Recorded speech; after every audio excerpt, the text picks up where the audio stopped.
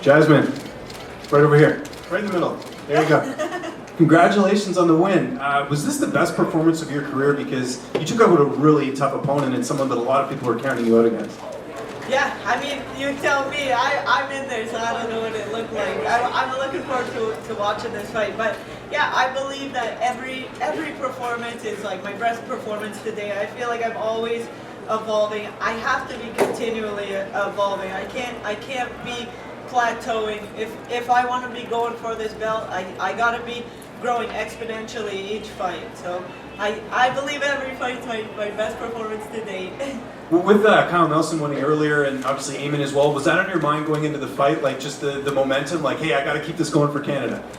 Man, you could feel it at the Fighter Hotel. I feel like I could feel it when I touched down in the country, that everyone in Canada, they were ready for this UFC, and I felt the whole country on my back going into that fight, and I felt like I had to represent the country. This was for us. And I know all the other Canadians on that card are feeling the same thing. There's a different vibe in the air. It's different. I don't know. Knock on wood, call me crazy, but I think Canada's going clean sweep tonight. The energy is real. Yeah, it was excellent. Going to the scorecards, I'm sure you were confident you had the victory. Any worry at all? Just, again, you're in Canada. I would assume you're feeling pretty good. I was worried about that first round. She got me in that armbar, and I was being a little complacent a little bit. I've been in arm bars before, and I figured, I let them kind of think they could go a little tighter, and then that's when I pop out. But no, I went to move a little bit, and she cinched it in a bit more, and I was like, okay, well, I mean, I'm in a little bit of a predicament here. I can't really get out, and she's kind of stuck there, so we kind of were stalemate a bit. I was hoping she was going to really try, but we had to just kind of wait the time out on that one. So I was worried about that first round. I knew because of that I would have to win the next two or put her out, but yeah, I was concerned on that first one for sure. You didn't go to American Top Team for this camp. You did your entire camp at home, and I know you had Matthew Jelly as well, who's just outstanding in what he does. What do you think that says about your team and just the fact that you have your best performance and you didn't have to go anywhere else? You have it right at home. We have everything in Canada. I decided. Well, I mean, my team and it's not just me behind this. It's my team. We have the best team in the world. We have a community. We have a ton of up-and-coming fighters. But yeah, we figured this fight's in Canada. Let's keep it in Canada. We brought some girls in from all over. Some girls come from BC. Some girls Alberta. I did some traveling a little bit outside of Toronto, and I got a ton of looks. I was able to work with these girls, and I feel like the whole country really came together for me. They knew how important that this opportunity was, and they really came together and helped me prepare for this. I can't thank the people enough. The girls, the guys, everyone. I'm blessed to have this country behind me, and the people are so great here. We're coming up to almost a year, your fight against Natalia Silva, and you look, like I said, the hammer tonight for sure, over a really good opponent, someone Miranda Maverick that some people feel is somewhat of a dark horse in the division. Have you been able to kind of look at the improvements you've made since that fight and just how different you looked in the octagon tonight? Yeah, after each fight, I always go back and I look at the mistakes that I made. I look at how somebody is going to watch that fight and beat me, how they would want to beat me.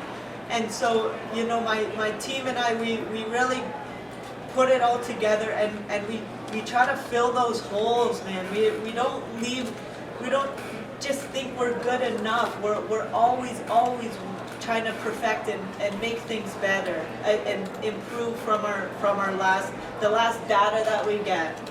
And just last one for me, Miranda's ranked number 15.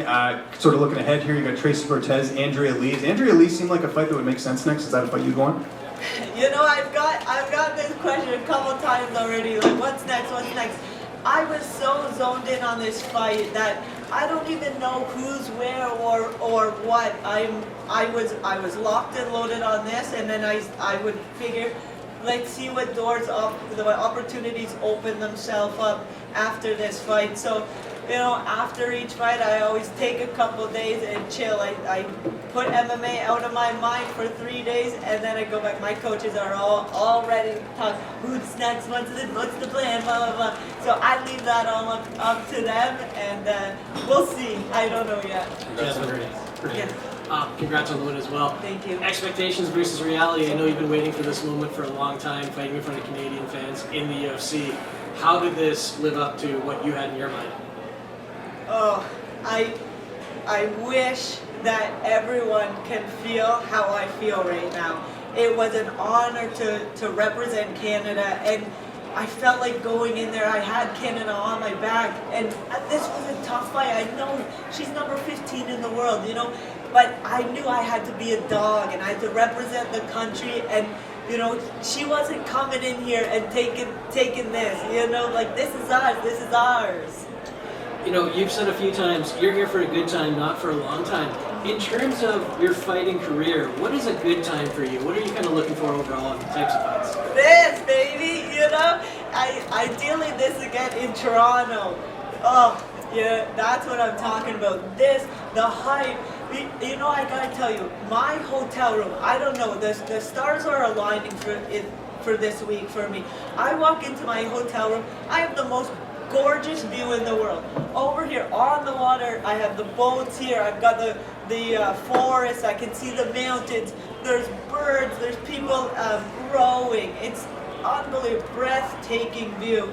And I would just sit there, I'd set up the chair and just sit there, I would eat my meals, or when I'm cutting weight, not eating meals, I'm just sitting back and just enjoying the view and feeling how grateful and blessed that I am that I have the opportunity to be able to do this, to look out at the beautiful scenery, to travel. This is my job, to travel, and this is the scenery I have.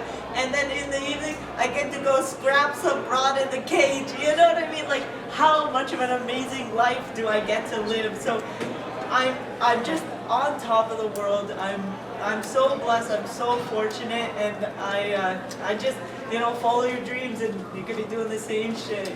Very cool. And last one for me. There was a clip that came out earlier this week. I think it was like a sports betting site giving a prediction of your fight versus Miranda, and she responded to it. A few fighters responded to it saying they don't like it when sites tag them. I mean, I think most people who do interviews and who do media for a while know to just tag the positive stuff. But does that kind of stuff bother you personally? No, I like it, man. Take me in everything. I don't care. You know, we're doing it for the fans anyways. If they're loving or they're hating it, at least they're watching, right? Does it really matter? But I don't know, tag me. I like when people tell me things like, oh, you're the underdog, you made me a bunch of money and stuff. That makes me happy. The only thing I don't like is people will say when the one fight I lost, oh, I lost money on your fight, can you transfer me? No, don't bet on me, man. I bet you're making more money than I am. At least they predicted you were going to win. Yeah, exactly. Congrats. Thank you. Yes. Hey, one for me. Just seeing the results so far from Canadians, what do you think this says about kind of strength in Canadian fighters, and what does it say about the fighting community in Canada? Dude, we got a hotbed, man. Don't count the Canadians out. We're here to scrap. We're a bunch of tough cookies, and I think that I think people underestimate Canada. Oh, Canadians are nice. You know, I guess we're nice until we're in there. Anyone else? That's it, Jasmine. Thank you. Thank you, guys.